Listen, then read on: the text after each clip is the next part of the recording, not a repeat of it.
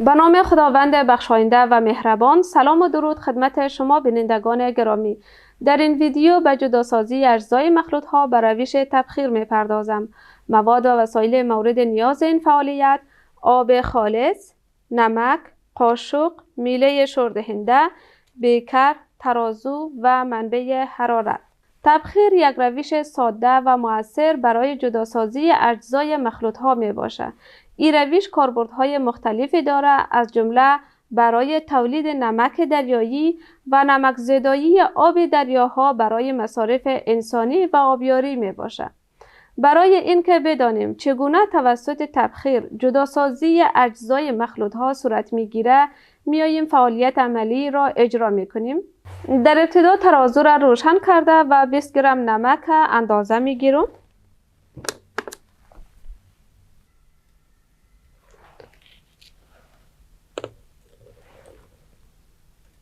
به خاطر از اینکه کتله از این صفر شوه، ما در ترازو دکمه تر فشار میدم. صفر شد.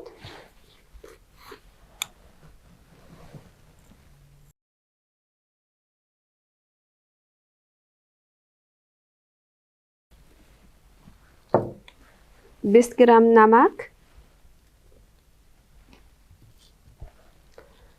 و حال کتله بیکر را دریافت میکنم.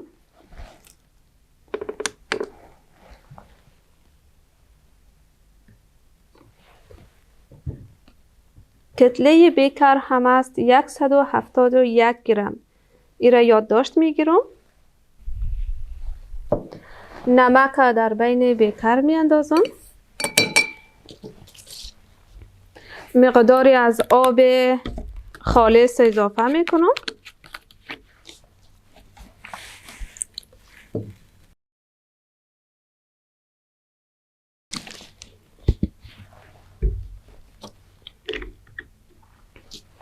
توسط میله شوردهنده شور میدم تا که نمک خوب حل شود.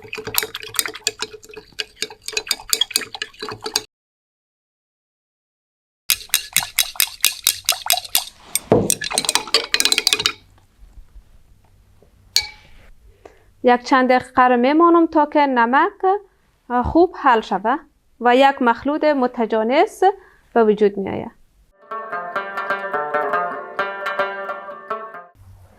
یک مخلوط متجانس و یا یک محلول آماده شد. حال میخواهیم این را حرارت بدیم. به خاطر حرارت دادن من از یک منقل برقی کار میگیرم، ولی شما میتونین هر منبعی که در اختیار دارین از او استفاده کنین. اگر در لابراتوار خود شما پایه، جالی ناسوز و چراغ بنسن دارین، میتونین که از او استفاده کنین. بیکر ما گرفته روی منبع حرارت میمونم و منبع حرارت هم به گونه تنظیم کنین تا که آب به صورت آهسته تبخیر شود. برای محافظت خود شما از حرارت و پاش شدن احتمالی محلول باید از دستکش مقاوم حرارتی و از عینک استفاده کنیم.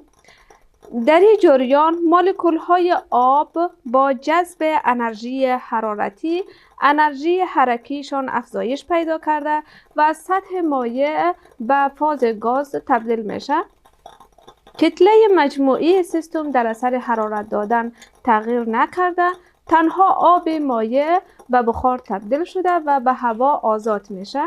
در نهایت نمک باقی میمانه، چون نمک در درجه حرارت تبخیر آب تبخیر نمیشه.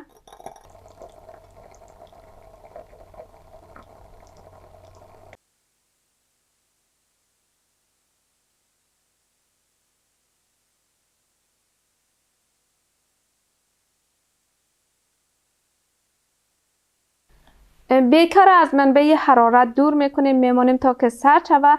بعدا کتله مجموعی آن دریافت میکنیم.